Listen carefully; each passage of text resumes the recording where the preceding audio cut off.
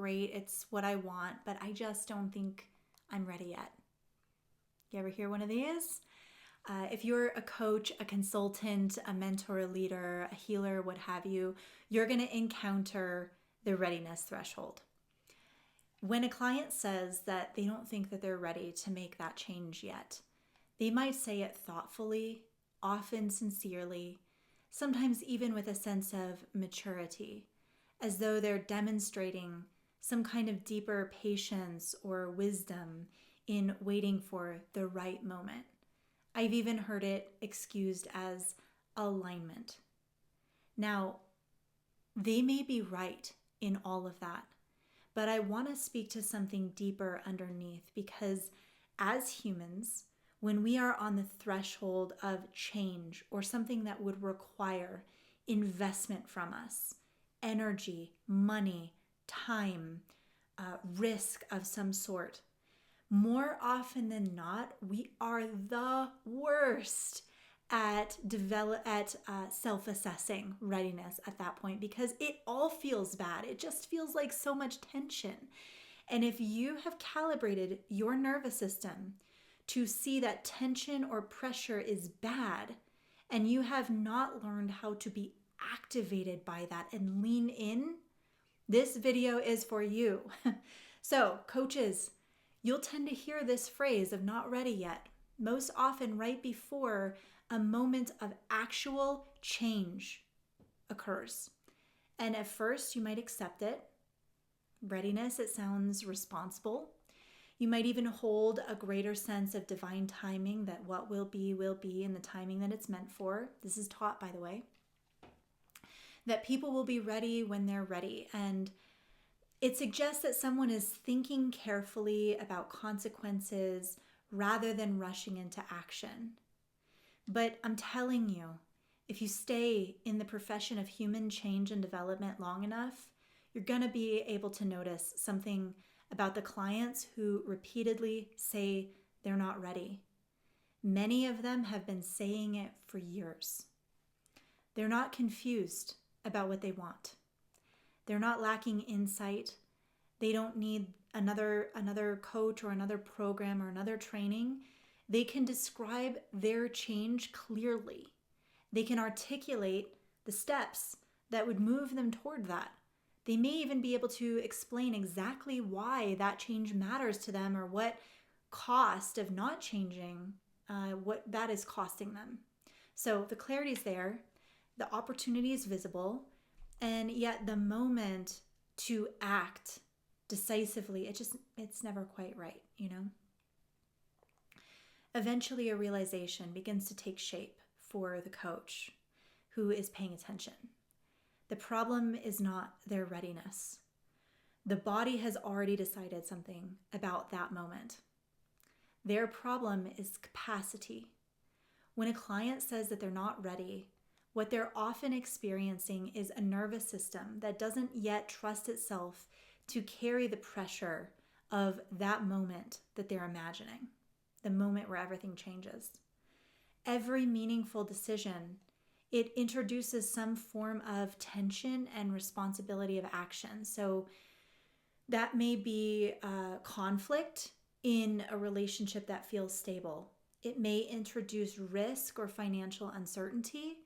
It might expose them to pushback or visibility, judgment, or an accountability that they have never carried before.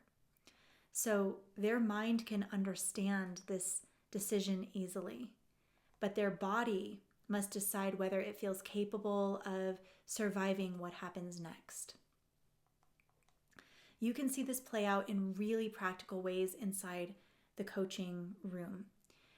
I'm thinking of one woman in particular, and to date, to this moment, she's been a part of my world for over a decade. She's never hired me as a coach, but every couple of years she reaches out and says she's totally ready to make change and move into her vision.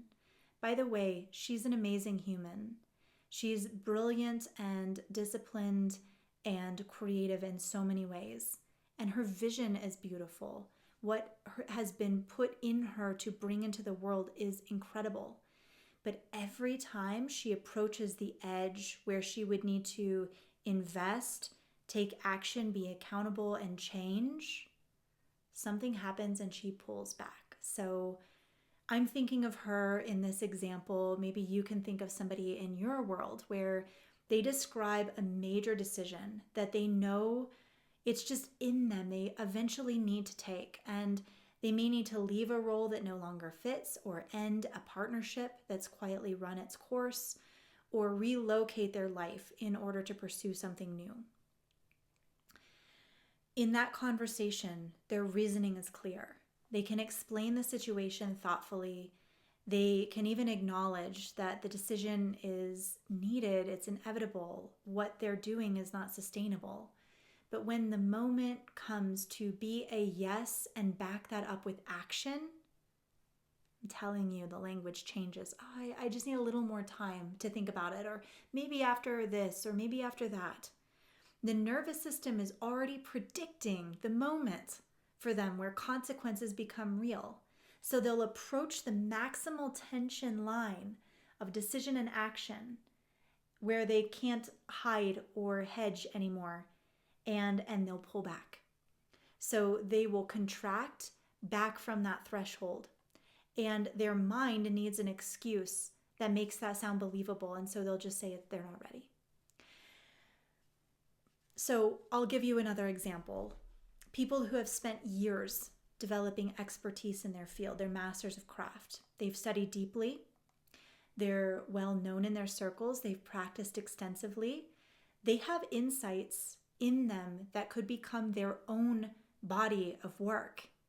But that would mean being exposed as a thought leader for their own ideas, having to put it in structure and talk and stand behind their own originality. So when the moment arrives for them to begin teaching or publishing their own ideas, something hesitates, and the mind will call it humility. Oh, I'm just not ready to teach it yet.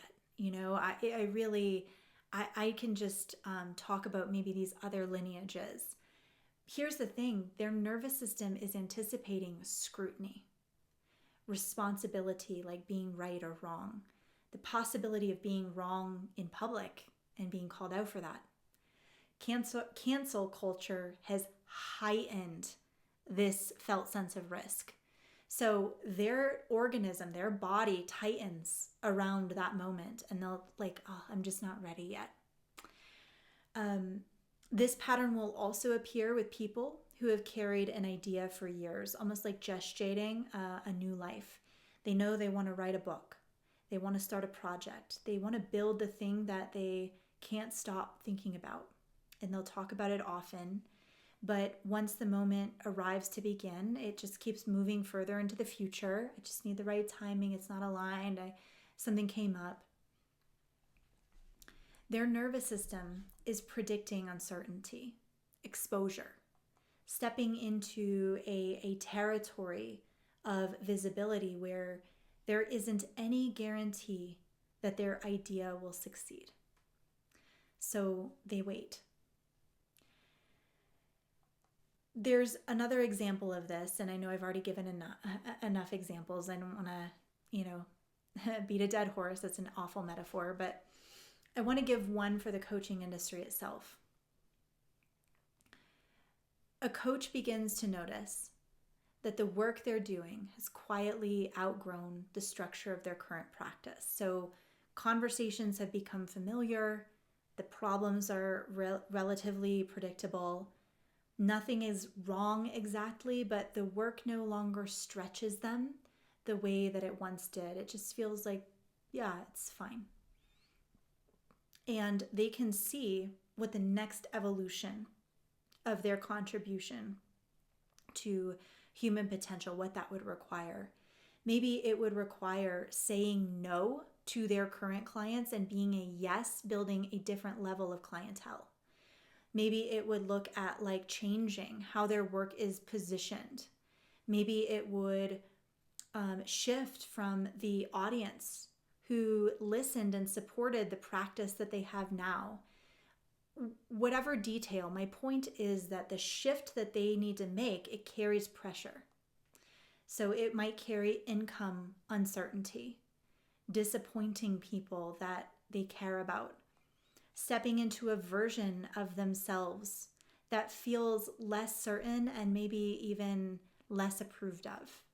And so familiar language will appear. I don't know, I'm not quite ready to make that shift yet. Those moments look like a mindset issue because we hear it through a verbal lens.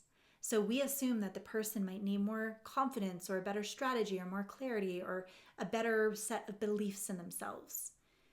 But if you watch closely and you rewind back past the point where they had words, it's actually biological. Their nervous system felt a ping, electricity, a charge in encountering a load or pressure that it was not sure it was trained to carry. Now, their response to that pressure, it'll fall into one of 4 patterns. So it may help for you to understand that not all people, not all nervous systems operate the same way under pressure. Some systems move forward with decisive force, or others analyze endlessly. Others will adapt. Some will tune into intuitive or subtle relational energy. We describe those patterns as the somatic skins, the warrior, the sage, the shapeshifter, and the asset. And there's a short quiz that you can take to see which way your system organizes under pressure, especially when stakes or change occurs. If you work with humans as a coach, a consultant, a leader, once you discover how your system orients, many times the situations that once felt kind of mysterious or murky for your clients, those will start to make greater sense too. So I want you to have that tool, that lens upgrade. Consider it the start of a deeper conversation. All right, so back to this example. Your client's life can only expand as far as their nervous system has learned to be with and carry that pressure in real time. Until their system develops the ability to remain steady inside of these moments, the language of readiness becomes a convenient explanation for a physiological constraint.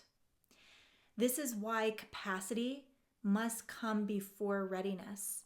I love front-loading training. If you already know that you are a visionary or you are a thought leader or you are an artist here to bring forth new work into the world, a new way of operating, you must learn to front-load your training.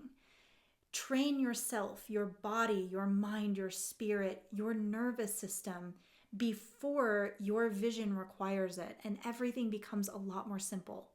Because when your nervous system becomes capable, especially if you've already built that capability to carry those pressures, something interesting happens. The person who once said they're not ready yet just begins to act.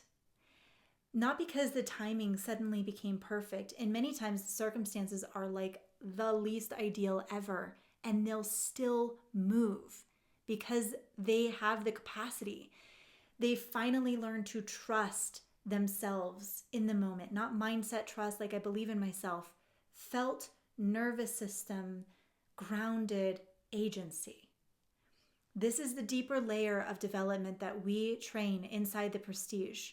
We use immersive events like catalysts for you to see your own edges, to encounter them, to understand them, and then to expand your somatic range in real time.